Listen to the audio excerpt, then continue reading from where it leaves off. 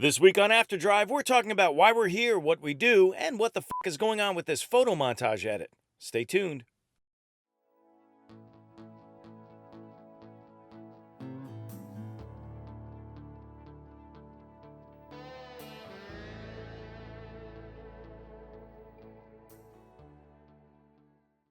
So we're just like kicking back on this one. This is the kicking Yeah, back well, edition. here's I the can't thing. really kick back. You're the only one with a damn hassock. I drove that thing in. You. Footstool. Oh, yeah. So, you go. Go ahead. I drove that thing in.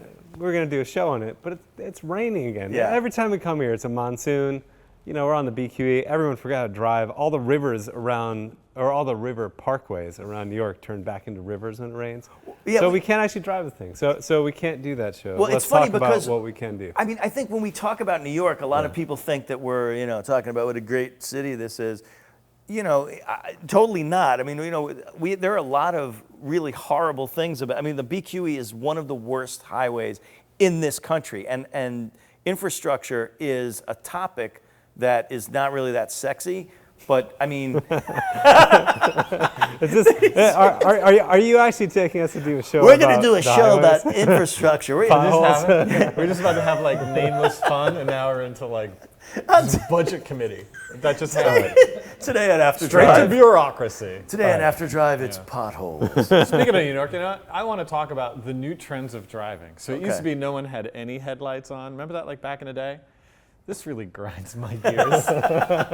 What is with everybody driving around with their brights on or their high beams, whatever the fuck you want to call them? But like, that's a new thing, and it irritates me. All right, so what do you think about a show? We follow Mike around live, and he complains about everyone on the road. Oh my God, you guys should do you want to really see come that? for a drive with me, because the shortest trip, a 3-mile trip, Zach will tell you, there is a high chance it's going to turn into a fist fight. Because he just gets so mad at people. Like, you know what? Don't double park. Just park right there's a spot. Why do you double park in front of a spot? Yeah, but see, now you got to retrain yourself. There are other people on the road. Damn it! Like, you got to retrain anyway. yourself. You got to do this. Sorry. No, you got to do this anti-road rage thing where like. Every time you want to curse at somebody, you say something nice, or you think like anytime somebody does something stupid, you like. I've been trying to dial it back. No, but you pretend that they have to. I have a take a Berenstain piss. Bears book for my kid like that. It's How to Keep Your Manners by the Berenstain Bears. can I borrow it? They were great. Yeah, I'm gonna let it to you. Yo, I love the one when they go on the picnic, and then the train goes by and it blows the smoke all over them, and they can't find a place to have a So picnic. do you want to see a show where we talk about Berenstain Bears on After Drive? Exactly. There's one topic. All right, so Berenstain Bears, potholes, and road rage. We got 3 things. Yep. What else? All right, Let's not talk about Porsches, because shit happens all the time. Well, we talk way too much about Porsches Well, and they German make a cars great in car. general. They make a great car. We need to talk we've about been American told that we cars. talk about BMWs too much All as right. well. They also make great cars. Let's not mention right, BMW or Porsche. Neither So of them. instead Don't of say talking about BMW. Porsches, we're going to talk about the McLaren 570S and how it may be a car that finally competes with the Porsche 911. Wait, that's a really important thing because actually we can do the show about $200,000 cars because the $200,000 price point has now become a really exciting place to be. It's like Yeah. eBay. This is like real-time eBay. It's like Yeah. real-time eBay. Yeah. I'll get so- 2 Z06s. So 911 Turbo S has snuck into this $200,000 territory. Yeah. Very slyly, by the way. Yeah. And then, By the way- McLaren came and said, "Oh yeah, hey, we're going to bring a supercar at $200,000 territory." Right. Let's see what you got now. So I mean, it's detuned and it has regular dampers. It doesn't have that crazy X automatic damper thing, which is totally cool. And that's the thing that makes a regular McLaren above this drive like, a 7 Series BMW on the road. right. So I think that's a show. I think we have to get this car. I think we have to get a 911 Turbo S. We actually have to drive them. Maybe give these guys something to look at. Some pictures of the cars. So actual cars? To drive- This is and- after drive. and then- After and- drive. Come I don't on, wanna- I don't Zach, wanna you're know the ruining brand. it. All right. So It's too much work, man. well, Gotta okay. mount So, cameras on cars. maybe we get some B-roll, and then we talk about it after we drive.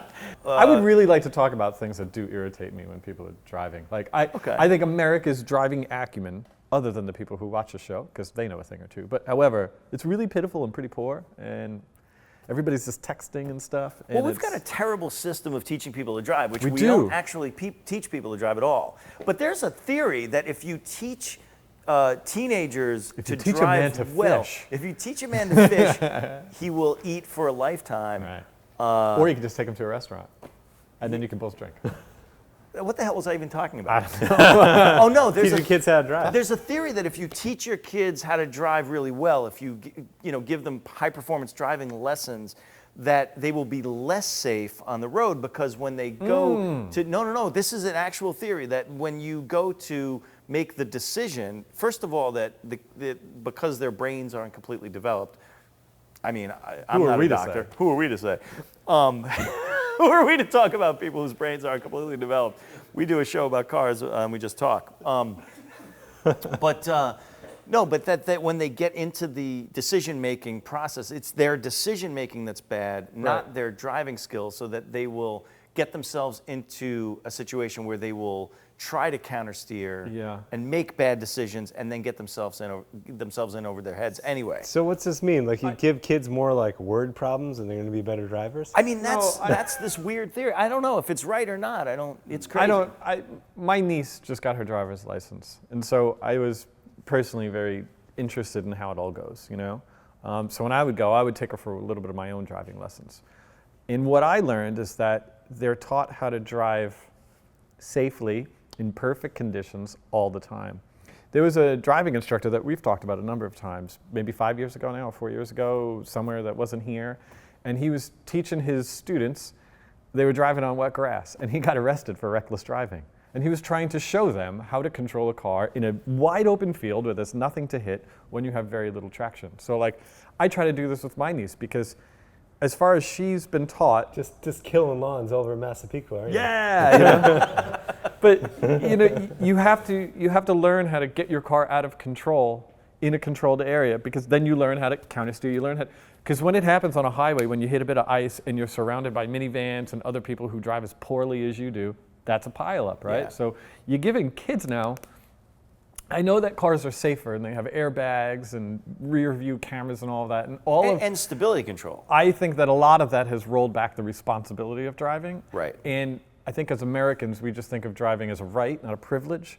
And you just sort of like get in, you parallel park, didn't hit the curb, okay, here's your license, go. Take this 3,000-pound missile and have some fun with it. Right. And I think that... Well, when you put it like that... I would like to create a curriculum where we teach kids to go to a parking lot that has no, like parking things and telephone poles and stuff. Yeah. Well, and And I'm recruiting you, Vaughn Gittin Jr., because he taught me how to drift, and that was one of the coolest moments I've ever had in a car. Vaughn brought his competition cars and his RTRs to a racetrack, and he just taught me a boatload about car control. And I think that we can make a course like that for kids. And they do exist. There's one that we actually bolt onto with car club members for performance driving called Drive Safer. Take your mom's minivan and learn how to skid around. Well, that's an interesting point, because I learned to drive, sort of learn to countersteer by driving in the snow and kind of illegally and on parking lots and stuff. And now, I mean, that was a bunch of years ago. Now, if you get caught doing that, you can get that reckless driving ticket, and that screws your entire driving career. Like, as a, I mean, and not to mention how much money you have to pay in getting out of that. We've lost that freewheeling fun. There's like cameras everywhere. All right. Remember, this is a show about shows we may do in the future, so save it for the show. We're trying to Seinfeld this one. So we've got potholes and people's terrible driving, and now we have proper driving instruction. Right. This is a good segue, and follow me here, because you're gonna like where I end up. I'm with you. So, what was your least favorite car commercial in the past few years? My least favorite car commercial was Toyota? Ford. It was Ford. I don't Which know if we one? talk about. We have an application in for the Ford. Yeah, don't mess up your GT There was a application. commercial for Ford. I think it was the Fiesta, but it wasn't really the Fiesta. Or It was Focus or it was for something. their technology platform where like cars are safer to drive now, and it was all parents in the cars with kids. Actually, not all parents. So So here's there how was it adults goes. too. The woman, like, she's got all her friends in the car, and she like throws it in reverse and backs up. Backed up. She's like, "Can I go? Can I go?" Yeah, she never turns her head. And then the car like stops automatically. It's like, there's a car coming. They're like, like, no, like turn your head. Turn your head, son damn of a it. bitch. Yeah, You know what's telling me, right? And then There's a guy changing lanes. He's like, "Oh, can I go? Can I go?" Yeah, when they drive, and no. he's like, oh, the car's like, it's not funny. And then Yeah. the last one, my favorite segment of that 30-second ad was the mother teaching her son how to drive and parallel park. And he pulls up to a spot and hits the button, and the parks himself, and she's like, "Good job," you know, like. It's like you know, you saw Wall-E, the movie Wall-E. Yeah. That's what it was like for me. Like, Right, no, where everybody's turn your fat head, and they turn can't your head. move, and yeah, right. I want to have a conversation about like tech in cars that are safer that make it so unsafe, because now you can't see out of cars, so now you have to have a rear view camera so no one turns their head and like you only see little Bobby when you actually connect them and crack a skull. That's all a this great. stuff. There you go. Turn Put your that head, down on the people. list. Is anybody Right. keeping track of this? Has Right. anybody got a list going? You guys are keeping track of this. So, and then, where does that lead us? Well, wait a minute. You didn't ask me mine. Well, Is it how much you hate the BMW? I got No, wait a minute. I got too many good ideas. Oh, wait a minute. And No. I'm not done. I'm not My done. commercial. I'm not done. My least favorite commercial. Technically, it's his show, though. All right. Well, I'm No, not. but you didn't ask me my least I'm favorite going commercial. somewhere with this. All right, wait. Hold that. Still following it. My least favorite commercial is the one with the dog that's gonna die, and the guy takes him out in the Subaru for his bucket list Oh, of things, yeah. and like, here's a bone, here's your ex-girlfriend, here's going to the beach. The dog's is 15 years old. It's the saddest commercial I've ever seen.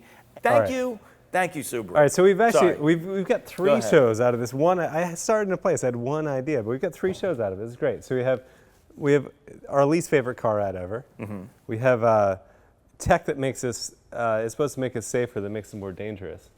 It's good. And then that leads us to, of course, autonomous driving and what that means for the drivers. So Alex Roy, you're coming on the show. Yeah. And we're going to talk about what we actually do with autonomous driving. And what is that going to mean for us? And I got to be honest. driving. I'm not. No, is it we- not that? well, there's a lot of other things you do while driving now too. Yeah. Apparently, eventually. But We'll call it cocktail driving. Cocktails while I driving. don't recommend. yeah. Yeah. But honestly, goes like without I'm a driver, but man, like driving to Maine and traffic and 8 hours, screaming Sucks. kids. Yeah. Like if I could just hit the button and let it do it myself or do it itself. Well, great, that's the thing. you know? Like I'll take over when it's fun. the best thing about autonomous cars is that it can pull your race car to the racetrack, and you just sleep on the way home. Oh my Wouldn't that god! be great? Oh my god! Yeah. Yeah. Yeah. We all for- we do that, but he does it in the passenger But seat. what do you And ask I'm to struggling drive? to keep like literally we drove an aerial Atom to the racetrack. You guys, I know. And drove it back. And honestly, like I know it sounds ridiculous thing to say, drive an aerial Atom. It was so hard to stay awake. It is. Because he was strapped in like my son Casey with his head against his chest, like hanging like this.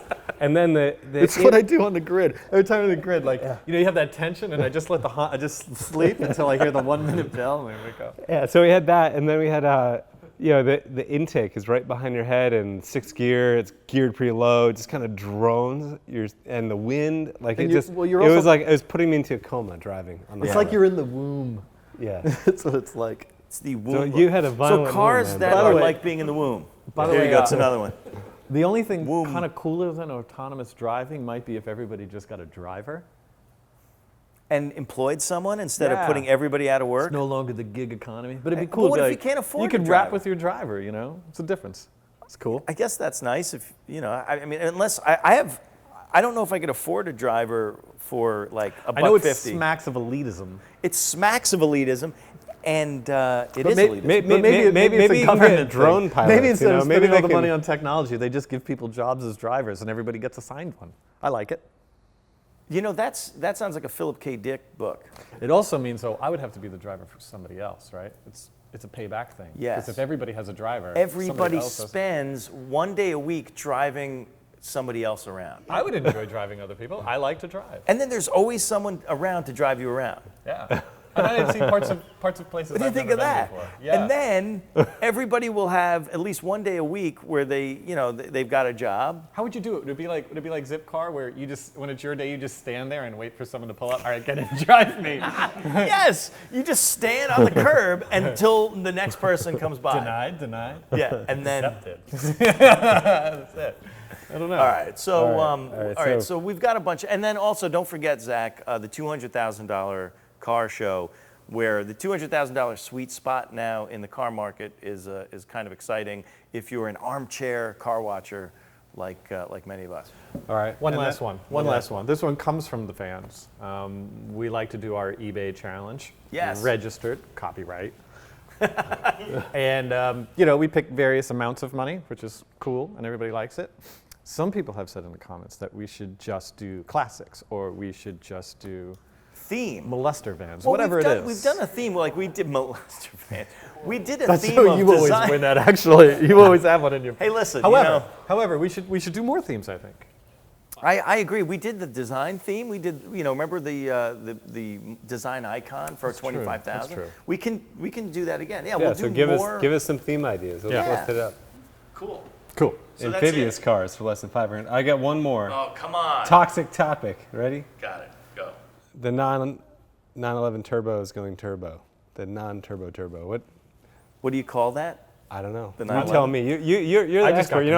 actually watched your review on it. It's quite nice. It's a good car. It's a different car, and I think that we talked too much about Porsches, and we said we were not going to do that, even though we sort of. So we'll can't. save that for another show. Another show where we talk about shows that we may do sometime. Yeah, exactly. Okay. All right. But well, you're right. I mean, we should talk about the 911 at some point down the road because, Again. like we've been talking too. I'm gonna sit that show out. thing. I love Porsches. I'm gonna sit that show out. Yeah. All right. Anyway, that's After Drive for today. What do you guys think we should do? Which one of those topics or any other? and other ones. Yeah. Give us some ideas. Yeah, I mean, do our work for us because all we're, like today, we're just sitting here and it's raining out and we're sitting in our couches trying to figure out what to do. So let us know in the comments and we will talk to you next time on After Drive. I'm Mike Spinelli, Mike and Zach from Classic Car Club Manhattan, now at Pier 76 Pier 76. Come Pier check us out. 76. in Manhattan. Check them out. See you guys later.